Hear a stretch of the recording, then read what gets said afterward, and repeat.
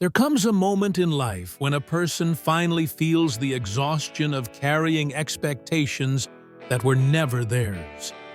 The weight of being the responsible one, the calm one, the helpful one, the strong one, the one who always says yes, even when every part of them is begging to say no. People don't talk about it often, but it's real. And deep inside, many are tired. Tired of smiling when their heart is hurting. Tired of supporting everyone else while feeling completely alone. Tired of being strong for people who never stop to ask. And who is strong for you? This is where the journey begins, with recognizing the emotional weight that comes from trying to please everyone. Most people don't become people pleasers intentionally. It happens slowly, shaped by childhood, shaped by culture, shaped by the fear of disappointing someone we care about. From early on, many learn that love feels conditional. Approval feels earned. Acceptance feels fragile. And so they adapt. They become agreeable. They become polite at their own expense. They give more than they receive.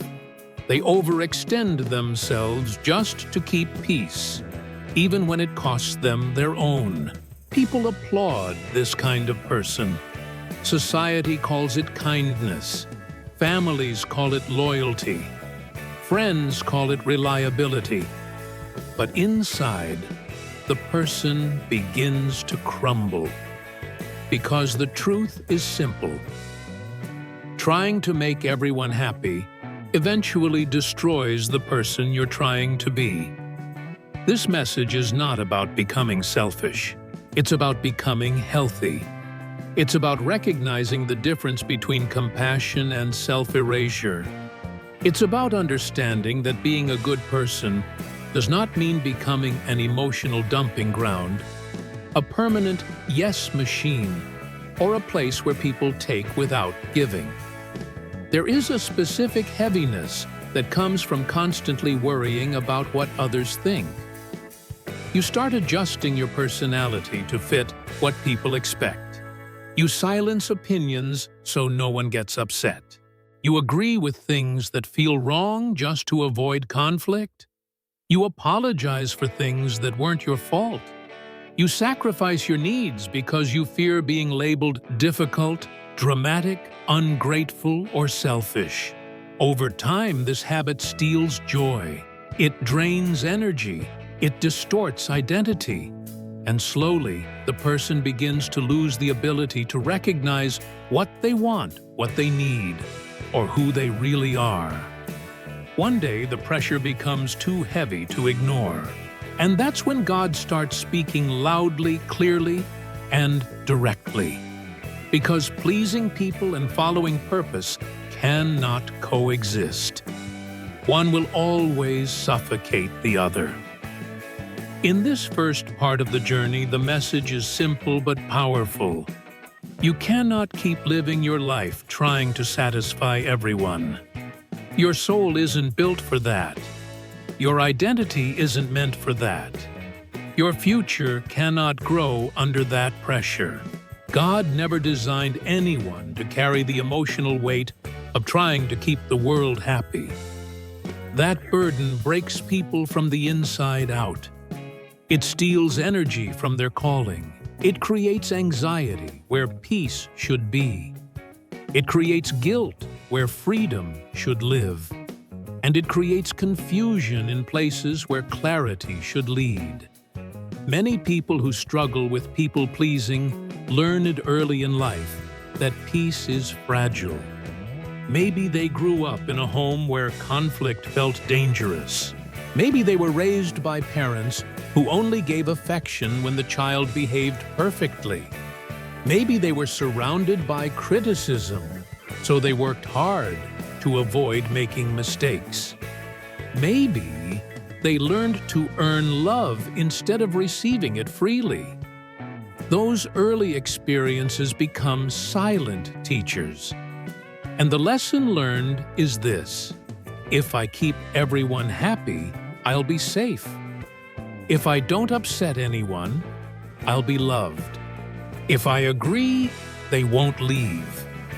But those lessons become emotional prisons, and eventually, the person realizes that pleasing everyone has cost them the one person God told them to protect themselves. In this moment of awakening, the heart begins to send signals: fatigue, emotional numbness, loss of interest, frustration, burnout, a sense that life is slipping away. These are not weaknesses, they're warnings. They are the soul's way of saying, enough. And in this space, God begins reshaping the person from the inside out. He begins showing them the truth. You can be loving without being used. You can be generous without being drained. You can be peaceful without being silent. You can be kind without abandoning yourself. This is the first step toward healing, learning that your worth is not tied to how useful you are to others. You are not valuable because you please everyone. You are valuable because you are you. God never asked you to sacrifice your emotional health to maintain relationships. He never asked you to ignore your needs so others could thrive. He never asked you to choose everyone else while leaving yourself last. In fact, He calls people into balance, into boundaries, into wisdom, into clarity. He calls people into honesty, even when honesty is uncomfortable. He calls people into wholeness, even when wholeness requires difficult decisions. This first part of the message is about recognizing the pattern.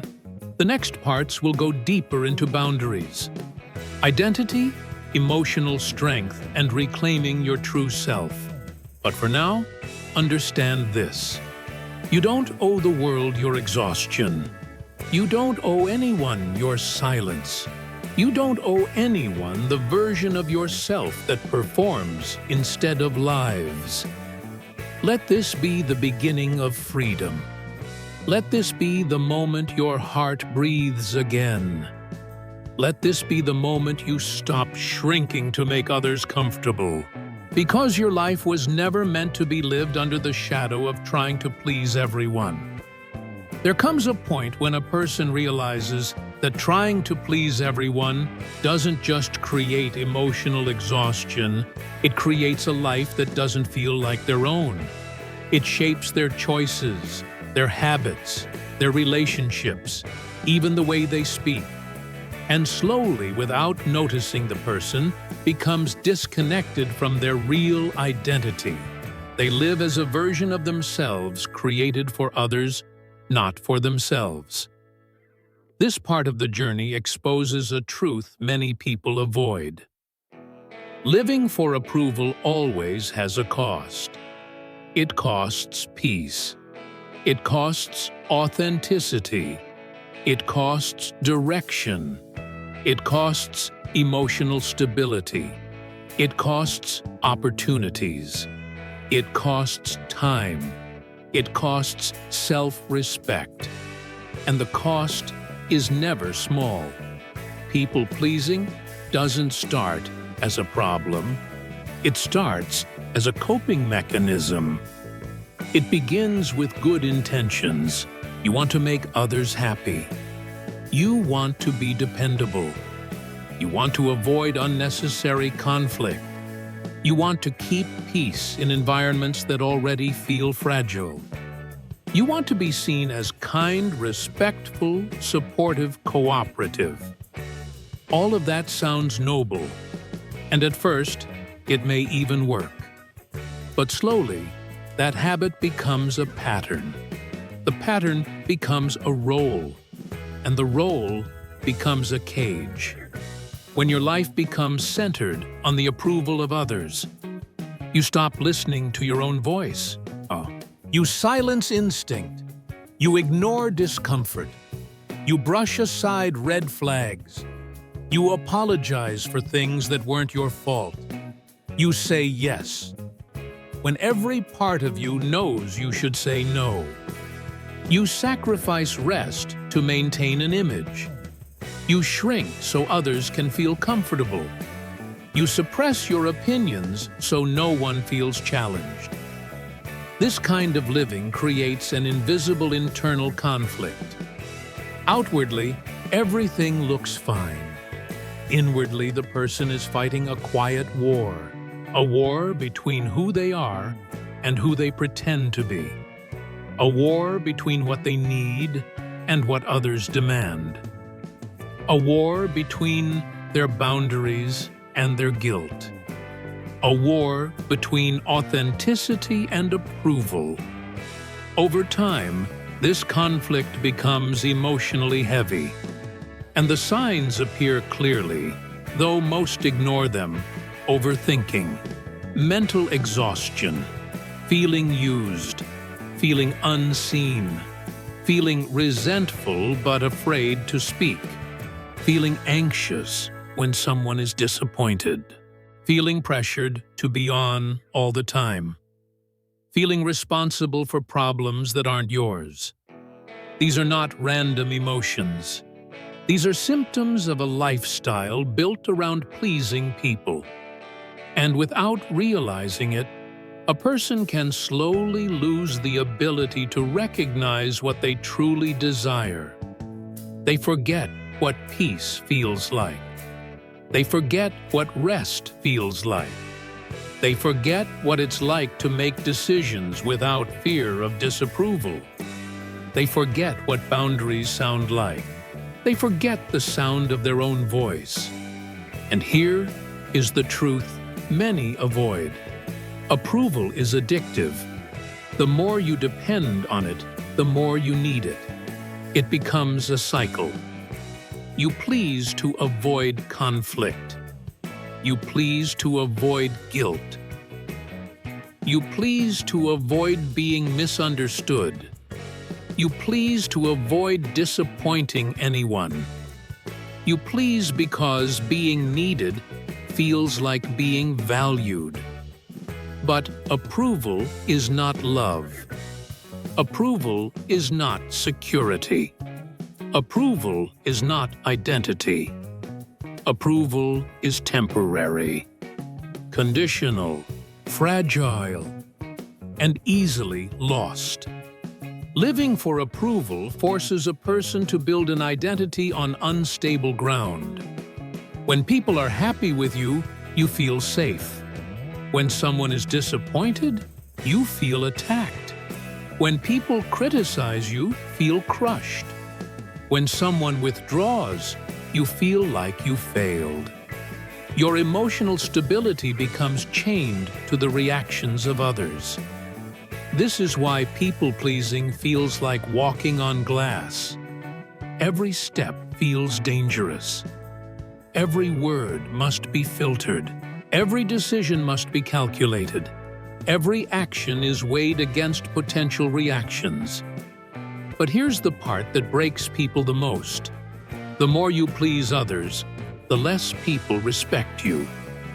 People get used to your yes. They get comfortable with your sacrifice. They expect your availability. They come to rely on your silence. They treat your kindness as obligation. They interpret your forgiveness as weakness. They assume your boundaries don't exist because you never show them. And the moment you try to set boundaries, they get offended, not because you're wrong, but because they were benefiting from your lack of them. This is the hidden cost of approval. People stop appreciating you. They stop seeing your effort. They stop valuing your presence.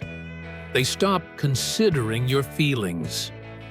Because people rarely value what they think they own. And approval-based relationships make people feel like they own you. This is why God begins to intervene, not to isolate you, but to rescue you, not to make you cold, but to make you whole, not to make you selfish, but to help you reclaim your identity. In this season, God begins to show you patterns you could never see on your own. He reveals the ways you've been stretched too thin. He exposes relationships where your generosity has been taken for granted. He highlights the emotional imbalance you've been carrying quietly. He brings your attention to the parts of your life that no longer align with who you're becoming. And slowly, your spirit begins to recognize the deeper truth. You cannot follow purpose while living chained to approval. Purpose requires clarity. Approval creates confusion. Purpose requires boundaries. Approval destroys them. Purpose requires identity. Approval dissolves it. Purpose requires courage. Approval feeds fear. To step into the person you're meant to become, you must release the pressure to maintain a version of yourself created to keep others comfortable. This is where transformation begins, not by becoming harder, colder, or distant, but by becoming honest. By acknowledging that people-pleasing is not a virtue, but a weight. By accepting that living for approval has a cost you can no longer afford. By understanding that your value does not come from how many people you keep happy. This is the turning point. This is where emotional clarity begins. This is where spiritual honesty takes root. This is where inner strength starts to grow. You cannot heal what you refuse to acknowledge. You cannot change what you continue to justify. You cannot protect your peace if you keep sacrificing it for others. Part 2 is the realization. People-pleasing is not love. It is self-neglect disguised as kindness. From here, the journey goes deeper. Into boundaries, into identity, into courage, into emotional freedom. There comes a stage where a person finally realizes that life cannot continue the way it has been. A point where they become aware that the constant adjusting, the constant emotional bending has reached its limit. And in this moment, something new begins to rise inside them. A quiet strength, a steady awareness, a realization that their peace matters too. This is where boundaries begin to take shape, not to push people away, but to protect what is sacred within. Boundaries are not walls. They're not punishments. They're not emotional shutdowns. Boundaries are clarity. Boundaries are honesty. Boundaries are self-respect in action. But for someone who has spent years pleasing others, boundaries feel foreign. They feel uncomfortable. They feel unnatural. And sometimes they even feel wrong. Because people-pleasing teaches you that your value is connected to your compliance. It trains you to believe that refusing, disappointing, or disagreeing will lead to conflict, rejection, or loss. But boundaries are not signs of selfishness. They're signs of emotional maturity.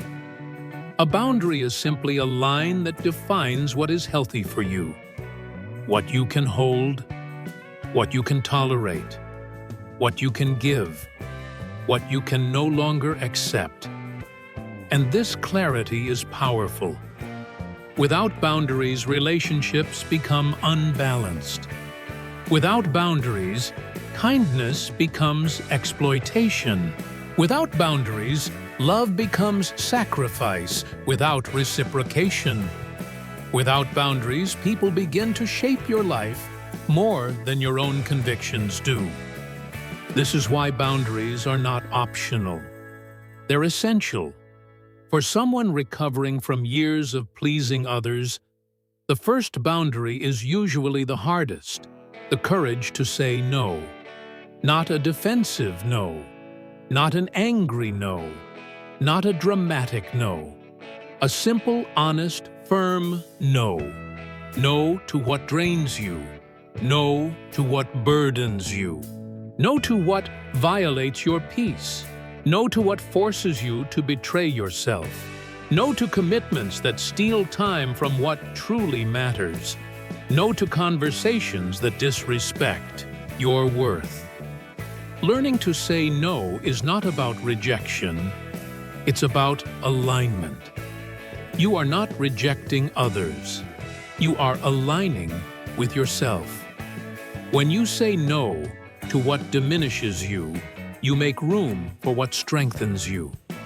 When you say no to what distracts you, you protect your purpose. When you say no to unhealthy patterns, you create space for healthy connections. God doesn't call people to constant exhaustion. He calls them to balance wisdom and clarity. And boundaries are one of the ways He leads a person into emotional freedom. But boundaries do more than protect, they reveal. They reveal who cares about you. They reveal who respects you. They reveal who has been relying on your silence. They reveal who benefits from your lack of limits. This revelation is not meant to hurt you. It is meant to free you. Because when you start setting boundaries, you start seeing people for who they truly are. Those who value you will adjust. They will listen. They will honor your needs. They will communicate. They will grow with you. They will appreciate your honesty, even if it challenges them. But those who were only connected to your compliance will resist. They will push back. They will guilt-trip you. They will act offended. They will question your intentions. They will accuse you of changing. The truth is, you are changing. And that's the point. You are reclaiming the space you once gave away too easily. You are choosing self-respect over self-neglect. You are choosing emotional clarity over silent resentment. You are choosing balance over burnout. You are choosing to build relationships based on mutual value rather than one-sided sacrifice. Boundaries don't destroy relationships, they reveal which relationships were real to begin with. And the more you practice boundaries, the stronger your inner world becomes. You begin to feel grounded. You begin to feel centered. You begin to feel emotionally stable. You begin to feel connected to your own needs again. You begin to trust your voice more. You stop saying, "I'm fine," when you're not. You stop apologizing for having limits. You stop explaining yourself when it's unnecessary. You stop carrying responsibilities that don't belong to you. You stop accepting treatment that disrespects your worth. This is emotional freedom. As boundaries strengthen, your identity becomes clearer. You remember who you are. You remember what matters. You remember your values. You remember your voice. You remember your priorities. And this clarity becomes the foundation for healthier relationships. Healthy people welcome boundaries. Emotionally mature people respect them. People who truly care about you will appreciate the clarity. Boundaries are filters that separate what drains from what strengthens. This stage of the journey is not just about saying no, it's about reclaiming your yes. Your yes becomes meaningful again. Your yes becomes intentional.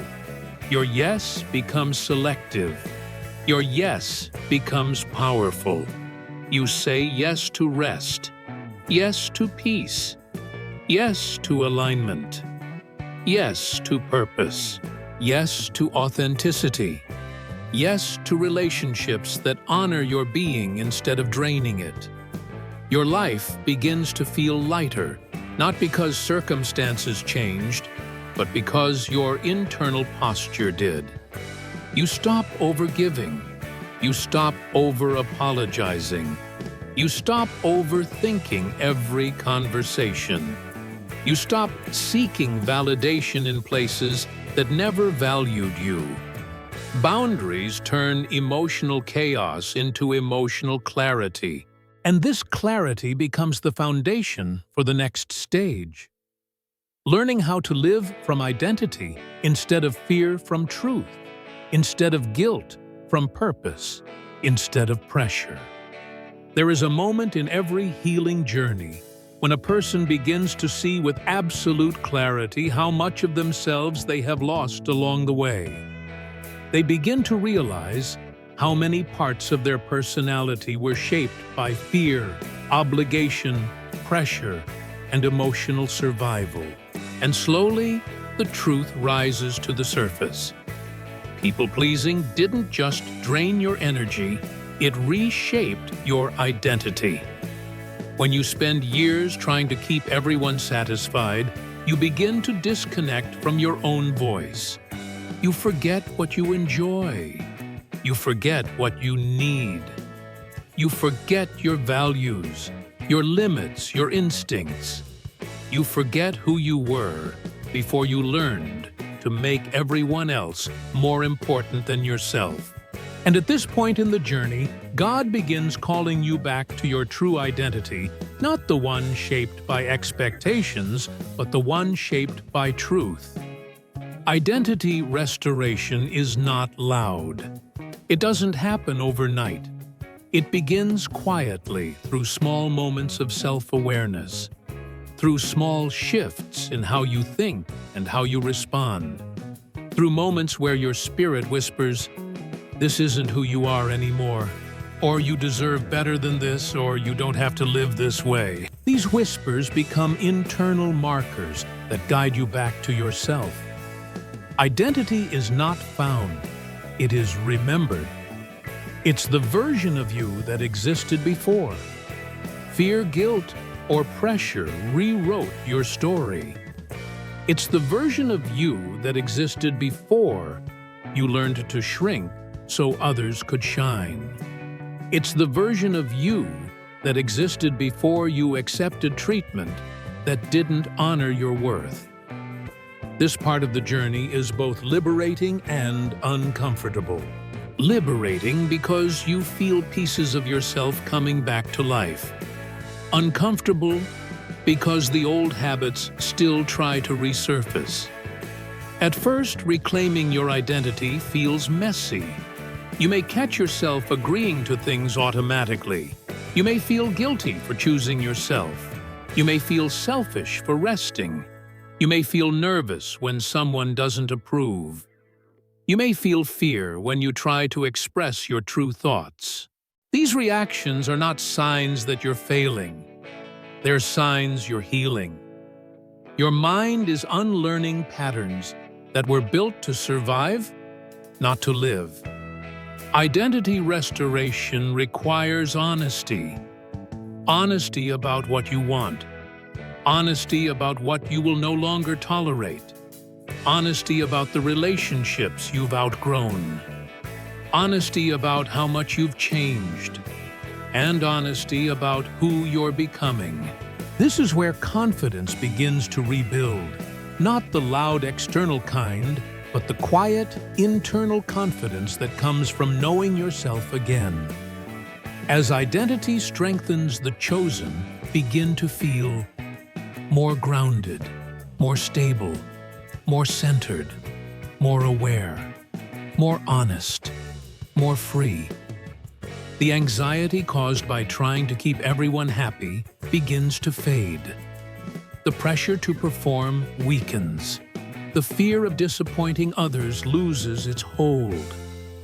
The guilt of choosing yourself becomes lighter. This is what emotional transformation feels like. Identity is not just about who you are. It's about who you refuse to be anymore. You refuse to be the version of yourself that lived for approval. You refuse to live under emotional pressure. You refuse to silence your own needs. You refuse to be available to everyone at the expense of your own peace. You refuse to stay in relationships where you're tolerated but not valued. You begin stepping into relationships that support your growth. You begin choosing environments that nourish your spirit. You begin speaking truths you once swallowed. You begin expressing opinions you once hid. You begin showing emotions you once suppressed. And most importantly, you begin showing up as yourself. Identity restoration also reveals the long-term damage of living for approval. You see how many dreams you postponed. You see how many opportunities you declined. You see how many boundaries you avoided. You see how many unhealthy dynamics you tolerated. But this awareness is not meant to make you regret your past. It is meant to empower your future. You're not responsible for the version of yourself that survived. You're responsible for the version of yourself that is emerging now. As identity strengthens, you begin noticing something important. Your relationships change. Healthy people respond with respect. They listen. They adjust. They support your growth. They celebrate your boundaries. Unhealthy people resist. They manipulate. They guilt trip. They accuse you of changing too much. They punish you with silence or distance. These reactions tell you everything. Identity doesn't just change how you see yourself, it changes how you see others. It exposes where you were taken for granted. It reveals where you settled for less. It clarifies who truly values you. And without effort, your circle begins to shift. Not because you push people away, but because you've stopped abandoning yourself to keep them close. This season becomes the moment where many discover a powerful truth. When you stop shrinking, the wrong people fall away, but the right people draw closer. And in this transition, God begins strengthening the core of who you are. You start to feel spiritually aligned. Your instincts sharpen. Your discernment becomes clearer. Your emotional reactions stabilize. You recognize red flags sooner. This is identity becoming anchored. You become someone who can stand your ground without aggression. Someone who can say no without apologizing. Someone who can express needs without shame. Someone who can walk away from drama without guilt. Someone who can choose peace without explanation. This version of you is strong, but not hardened. Soft, but not weak. Honest, but not harsh. Kind, but not self-sacrificing. Loving, but not losing yourself in the process. Identity heals what people-pleasing once destroyed. And once you reclaim your identity, something profound happens. You begin to see your purpose again. You reconnect with dreams you buried. You feel passion returning. You feel direction rising. You sense doors opening that once felt closed. You feel God guiding you toward a future that aligns with who you truly are, not the version of you shaped by pressure, but the version shaped by truth. There comes a point in the journey where everything finally connects, where the exhaustion of people-pleasing, the cost of living for approval, the rise of boundaries, and the restoration of identity all come together to produce something powerful: freedom. A freedom that isn't loud or dramatic, but steady. A freedom that grows quietly from within and begins influencing every part of your life. A freedom that changes how you think, how you move, how you speak, how you love, and how you protect your peace. This final stage is not about becoming perfect. It's about becoming whole. It's about stepping into life with clarity, alignment, and emotional stability. It's about living in a way that honors your truth and respects your limits. And most importantly, it's about building a future that belongs to you, not a future shaped by fear, guilt, or pressure. This is the moment when you stop surviving and start living. For someone who spent years trying to please others, true freedom feels different. It feels calm. It feels steady. It feels grounded. It feels intentional. You stop rushing. You stop chasing approval. You stop over-explaining. You stop apologizing for existing. You stop trying to manage the emotions of everyone around you. Instead, you begin to protect your own emotions. You begin to make choices based on values instead of pressure. You begin to honor your needs, your limits, your rest, your healing. And little by little, peace becomes your new normal. Peace is not the absence of problems. It's the presence of alignment. You begin to understand that protecting your peace is not selfishness, it's stewardship. Your peace is your responsibility. Your time is your responsibility. Your energy is your responsibility. And when you take responsibility for these things, your life changes. You start choosing environments that nourish your spirit. You choose relationships that feel mutual and balanced. You choose conversations that uplift instead of drain. You choose commitments that align with your values. You choose rest without guilt. You choose honesty without fear. This is what living free looks like. One of the greatest signs of this new season is that your no becomes normal, not harsh, not aggressive, not defensive, just normal. And your yes becomes healthier, more intentional, more aligned, more meaningful. You start to realize that a life without boundaries was not compassion, it was exhaustion. A life without identity was not humility, it was emotional survival. A life without honesty was not respect, it was fear. Now everything begins to shift because you have shifted. This freedom also changes how you handle relationships. You no longer chase people who leave. You no longer beg for attention. You no longer tolerate disrespect. You no longer pretend you're okay when you're not. People who truly value you will meet you at your new level. They will respect your boundaries. They will communicate clearly. They will honor your growth. They will give what they receive. And those who don't, they simply fall away. Not because you pushed them out, but because your new identity no longer makes room for relationships built on imbalance. This is one of the most important lessons of the entire journey. You cannot build a healthy future with the patterns that wounded your past.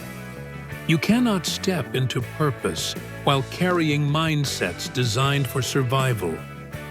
You cannot hold on to relationships that require your silence. You cannot return to habits that cost you your peace. Your future requires a new version of you, a version that knows how to protect what truly matters. And as your identity strengthens, your future becomes clearer. Dreams you forgot begin resurfacing. Ideas you buried start breathing again. You begin imagining possibilities that once felt out of reach. Your confidence grows not as performance, but as presence. You feel connected to your truth in a way you never experienced before. This clarity becomes the foundation of everything you build next. You start setting long-term boundaries. You start choosing long-term peace. You start redirecting your life toward growth rather than obligation. You start removing yourself from places that drain your spirit. You start welcoming experiences that elevate you. Your life begins moving with purpose. And throughout this transformation, something powerful becomes evident. Your relationship with God becomes clearer too. Because the moment you stop performing for people, you finally have space to hear what God is saying to you. Not filtered through fear, not filtered through guilt, not filtered through pressure. You begin to feel guided instead of pushed. Conviction feels different from obligation. Rest feels different from avoidance. Purpose feels different from pressure. This clarity is spiritual alignment. It's emotional maturity. It's personal liberation. And it positions you to live with authenticity instead of exhaustion. This final stage also brings responsibility. The responsibility to maintain what you've healed, to protect what you've rebuilt, to stand by your boundaries even when challenged, to honor your values even when others disagree, to choose relationships that reflect your new identity. Healing gave you clarity. Freedom gives you responsibility. You now know too much to go back. You've grown too much to shrink again. You've become too grounded to lose yourself again. This is where the journey ends and a new chapter begins. The chapter where you live differently, where you choose differently, where you speak differently, where you love differently, where you show up as the real you without apology, without guilt, and without fear. Because now you understand something fundamental. Your peace is sacred.